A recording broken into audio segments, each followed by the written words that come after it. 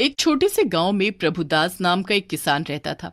उसके पास अपना एक छोटा सा खेत था, जिस पर खेतीबाड़ी करके वो अपने परिवार का गुजारा कर रहा था।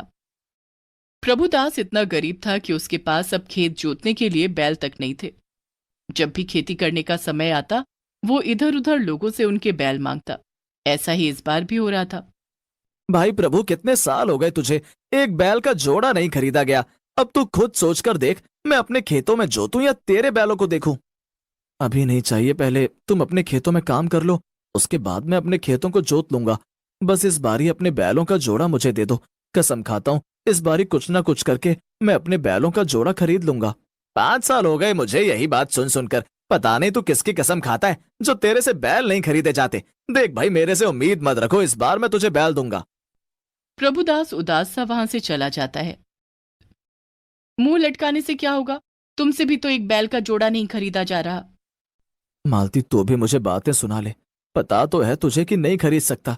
मेरे खेत से इतनी आमदनी नहीं होती और तुझे पता है बैलों का जोड़ा हजारों में आता है। रहने दो, हर बार कहती हूँ दो छोटे छोटे बछड़े खरीद लो, उन्हें पाल पोस कर बड़ा करेंगे तो बैल ही बनेंगे। पर नहीं जी, मेरी ये बात भी तुम्हें बुरी लगती है। अब भुगतो। प्रभुदास को मालती की बात बिल्कुल सही लगती है। मन ही मन सोच लेता है कि इस बारी खेती से जो भी पैसा आएगा वो उनसे दो छोटे बछड़े खरीद लेगा। फिर जैसे तैसे करके प्रभुदास किसी न किसी तरह अपने खेतों में खेती कर लेता है। और जब फसल पकने का समय आता है तो इस बार तो कुछ भी हो जाए, वो 2 बछड़े जरूर खरीदेगा। प्रभुदास अपनी तैयार फसल को बेच देता है और उनसे मिले पैसों से वो दो छोटे बछड़े खरीदने के लिए चल देता है। लेकिन जब वो उस आदमी के पास पहुंचता है तो मेरे भाई, मैं सही दाम बता रहा हूँ, 2 साल में ये हट्टे कट्टे बैल बन जाएंगे। देख लो भाई, मैंने 50,000 से कम तो नहीं दूंगा। आप तो मेरी मजबूरी का फायदा उठा रहे हैं, वरना इतने छोटे बछड़ों के दाम तो 20,000 से ज्यादा नहीं होने चाहिए। ना भाई, मेरी जेब से 50,000 नहीं निकल सकते, इसलिए तुम अपने बछड़े अपने ही पास रखो। प्रभुदास उदास अपने घर आ जाता है। वो सारे पैसे मालती को पकड़ा देता है। जितने पैसे मैंने तुझे दिए हैं, इतने पैसों में जोड़ा आ रहा था। अब तू ही बता, मैं जोड़ा खरीद के लाता या अपना घर बार देखता। पर एक बात कहूं मालती, सचमुच में वो दोनों बछड़े थे बहुत सुंदर। क्या सुंदर आंखें थीं, चौड़ा माथा, छोटे छोटे सींग। अगर वो 20,000 में राजी हो जाता तो सचमुच में मैं उन्हें ले आता और उनका इतना ख्याल रखता। तुम देखती 2 साल में ऐसे हट्टे कट्टे बैल बन जाते। ये सुनकर मालती भी उदास हो जाती है। वो सारे पैसे उठाकर अलमारी में रख देती है और उधर उस आदमी को लगता है कि मैंने पैसे ज्यादा बोल दिए। अगर मैं 20,000 रुपए में वो दोनों बछड़े उसे दे देता तो कुछ तो पैसे आते। इसलिए वो अगले दिन सुबह सुबह दोनों बछड़ों को लेकर प्रभुदास के घर पहुंच जाता है। ला भाई, 20,000 रुपए निकाल और ये दोनों बछड़े अपने पास रख। मैंने भी सोचा बेचारा गरीब आदमी है, कहाँ से लाएगा इतने पैसे। क्या तुम सच कह रहे हो?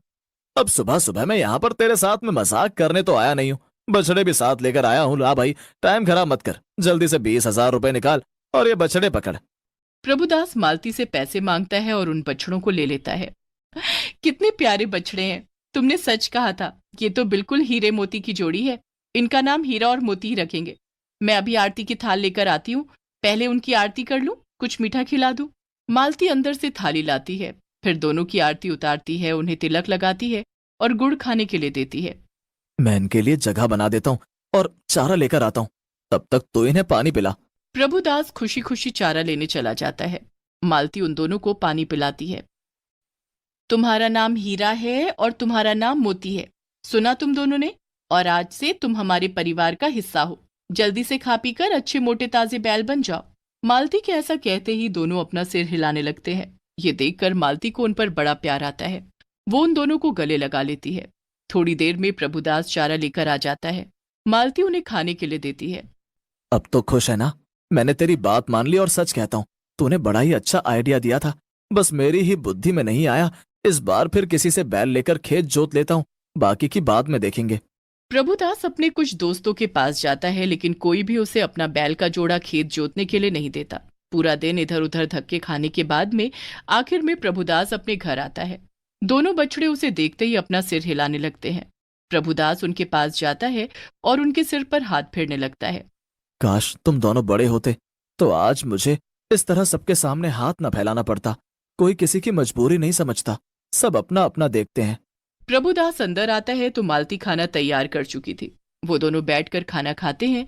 फिर मालती हीरा और मोती को भी रोटी देकर आती है। अगले दिन सुबह प्रभुदास जब सोकर उठता है। मालती, मुझे लगता है इस बार कोई भी मुझे अपना बैल नहीं देगा। सोच रहा हूँ कि सुबह सवेरे जल्दी जाकर फावड़े से ही खेत को खोद देता हूँ। 4-5 दिन तो लगेंगे, लेकिन काम हो जाएगा। ये तो बड़ा ही मुश्किल काम है। माना कि हमारे पास थोड़ी सी जमीन है, लेकिन फिर भी काफी है। तुम अकेले कैसे फावड़े से उस जमीन को खोदोगे? ऐसा करती हूँ, मैं भी साथ चलती हूँ। दोनों मिलकर काम करेंगे तो जल्दी हो जाएगा। प्रभुदास मालती की बात मान लेता है। फिर वो हीरा और मोती को भी अपने साथ ले जाते हैं, लेकिन वहां जाकर उनकी हैरानी का ठिकाना नहीं रहता। उनका खेत तो जुता हुआ था। ये किसने किया? मुझे क्या पता किसने किया, मैं तो घर पर ही था तुम्हारे साथ। देख रहे हो मोती, कैसे आश्चर्यचकित होकर अपने खेतों को देख रहे हैं। सच कहता हूँ, मुझे तो हंसी आ रही है, रुक ही नहीं रही। कितने हैरानी से खेत को देख रहे हैं। अब उन्हें क्या पता कि ये कमाल तो हीरा मोती की जोड़ी का है। सचमुच में ये तो चमत्कार है, भगवान का चमत्कार है। इधर हीरा मोती घर आए और देखो तो ये चमत्कार हो गया। अब देख क्या रहे हो? चलो जल्दी जल्दी हम नई फसल के बीज डाल देते हैं। प्रभुदास भागकर घर आता है और नई फसल के बीज लेकर खेतों में जाता है। वो सारे खेत में बीज डाल देता है और पानी देकर वो हीरा मोती को अपने साथ लेकर घर आ जाते हैं। मालती, जरा गुड़ और रोटी तो लेकर आ, मैं हीरा और मोती को खिला दूं। जल्दी से ये ताकतवर हो जाए तो बस फिर तो मेरे वारे न्यारे हो जाएंगे। मेरे खेतों में फसल लहराया करेगी। अच्छी फसल के अच्छे दाम मिला करेंगे। हम भी अमीर हो जाएंगे मालती, और फिर भगवान की दुआ से हमारे आंगन में भी 2 बच्चे खेलेंगे। सब कुछ सपने जैसा है, लेकिन मेरा दिल कहता है कि जल्दी पूरा हो जाएगा। तभी मालती रोटी लेकर आती है। तुम और तुम्हारे सपने, पता नहीं क्या क्या देखते रहते हो। अभी खेतों में बीज डालकर आए हैं, कम से कम 15 दिन तो उन्हें निकलने में ही लग जाएंगे। फिर उनकी देखभाल करेंगे। देखते देखते 4-5 महीने में जाकर फसल तैयार होगी। आप भी ना शेख चिल्ली बन जाते हो। देख रहे हो हीरा और मोती, तुम्हारी मालकिन कैसे मुझे बातें सुनाती है, पर पता नहीं क्यों मुझे ऐसा लगता है कि एक दिन मेरे भी दिन अच्छे हो जाएंगे। उसके ऐसा कहते ही वो दोनों अपनी गर्दन हिलाने लगते हैं। फिर प्रभुदास और मालती उन दोनों को प्यार करते हैं और सो जाते हैं। अगले दिन सुबह प्रभुदास नहा धोकर हीरा मोती को अपने साथ खेतों में लेकर जाता है और उसकी हैरानी का ठिकाना नहीं रहता। वहां पर हरी भरी फसल लहरा रही थी। वो इधर उधर देख रहा था। फिर वो घुटनों के बल बैठ गया और हीरा और मोती को गले लगाकर रोने लगा। अरे देखो तो ये किस तरह से रो रहा है। ये खुशी के आंसू है मोती, क्या कहते हो? हम प्रभुदास को अपनी असलियत बता दें, कहीं ऐसा ना हो इतनी खुशी देखकर इसे कुछ हो जाए। दोनों पति पत्नी बहुत ही अच्छे हैं, बहुत ही प्यार करने वाले और ख्याल रखने वाले। चल ठीक है, हम प्रभुदास को बता देते हैं। तभी वो दोनों हीरा और मोती सुंदर बैल बन जाते हैं। प्रभुदास को अपनी आंखों पर यकीन नहीं हो रहा था कि वो दोनों बछड़े और सुंदर बैल बने खड़े थे। प्रभुदास, हम दोनों जादुई बैल हैं, तुम परेशान ना हो। जो भी ये सब कुछ हो रहा है इसलिए हम तुम्हें बता रहे हैं। हीरा मोती, मेरे बच्चों, तुमने तो कमाल कर दिया। मुझे नहीं पता था कि तुम दोनों जादुई बैल हो। ये लो, तुम्हें कैसे पता होता? वो तो हम बता रहे हैं कि हम जादुई बैल हैं, और अब तुम्हें चिंता करने की बिल्कुल भी जरूरत नहीं है। कल तक तुम्हारी फसल तैयार हो जाएगी और तुम इसे बेच देना। हम हमेशा तुम्हारी मदद के लिए तैयार हैं। बस अपने हाथों से वो रोटी और गुड़ जरूर खिलाना। सचमुच में उसमें बहुत ही प्यार, अपनापन और मिठास है। प्रभुदास उनको गले लगा लेता है और जब 2 जवान बैलों के साथ प्रभुदास घर में आता है तो मालती हैरान हो जाती है। हैरान क्यों हो रही हो अपने जवान बच्चों को देखकर? हीरा और मोती कहाँ हैं?